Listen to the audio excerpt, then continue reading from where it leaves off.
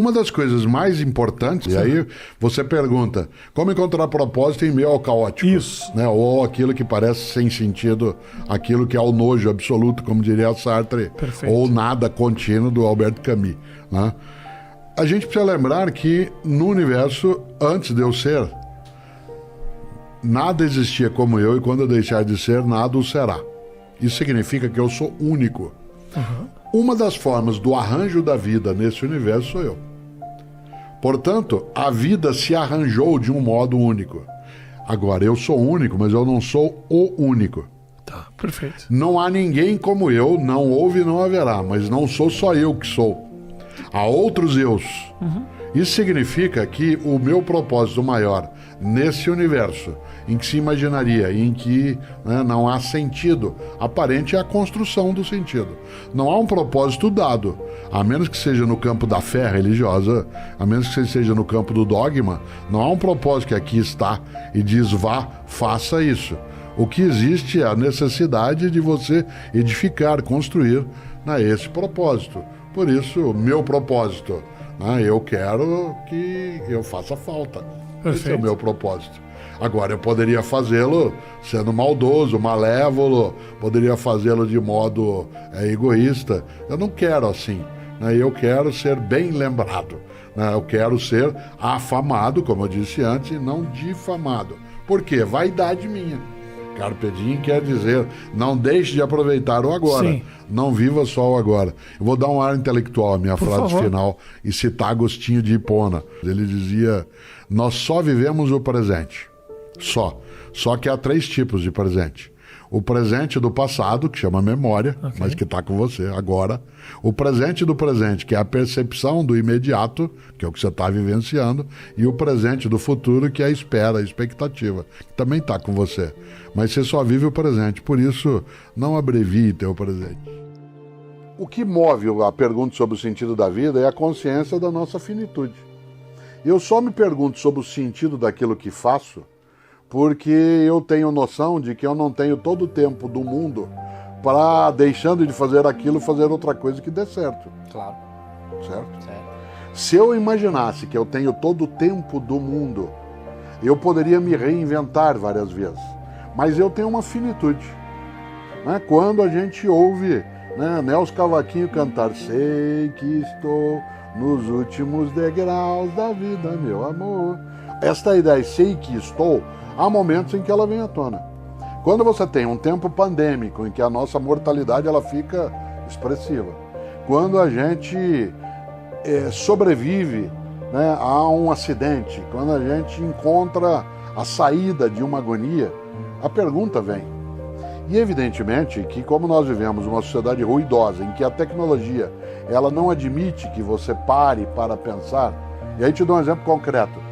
Não existindo mobile há 30 anos, se eu ficasse agora numa fila, num banco, ou se eu ficasse agora num outro lugar, parado, não tendo nada para fazer, e portanto não tendo que consultar para ocupar a minha mente ociosa, eu tinha 2 alternativas. Uma, conversar com quem estava perto.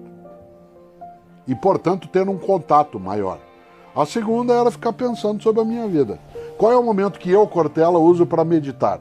Você imaginaria, alguém da área de filosofia para algumas vezes ao dia e fica quase que dentro de um modo monacal, pensando. Não, viagem de avião. Eu sempre viajei muito, quase todos os dias, o período pandêmico restringiu isso ao máximo, mas uma viagem de 3, 4 horas, por exemplo, dentro do Brasil, em que eu possa colocar o meu fone de ouvido, e eu o faço, e eu deixo sem nada, sem música alguma, apenas para diminuir o ruído que está em volta. Claro que essas questões elas vêm. A grande questão da filosofia ela é de uma abstração que o teu achismo ele vai multiplicar. Por que existe alguma coisa e não nada? Isto é, por que as coisas existem em vez de não existirem? Claro. Certo? A ciência, a arte, a filosofia, a religião tentam responder essa questão. A ciência, a arte, a filosofia e a religião passam o tempo todo em busca de algo que dê sentido.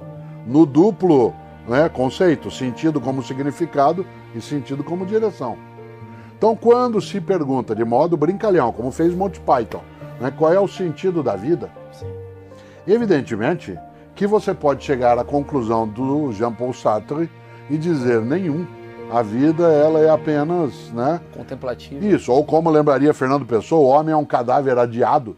Ou se a gente olha, né, o que disse, né, o pensamento mais forte, né, no campo da literatura, né, dentro do Guimarães Rosa, quando lá no Grande Sertão, Veredas, Reobaldo várias vezes diz: viver é muito perigoso, viver é muito perigoso, mas tem um momento que é muito marcante.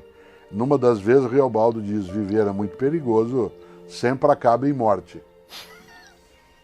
Ora, esta ideia que nos leva a imaginar a obviedade de um lado e o espanto do outro, Jonathan Swift dizia, né? Qual é a lógica de, num funeral, pessoas tecerem palavras de espanto por aquele mortal estar morto? Ora, esta ideia da nossa mortandade, ela nos leva a perguntar qual é o sentido. Há pessoas que passam a vida sem construir uma razão e há outras que, ao encontrá-lo, seguem. E eu sempre digo que com a morte a gente não se conforma, a gente se conforta.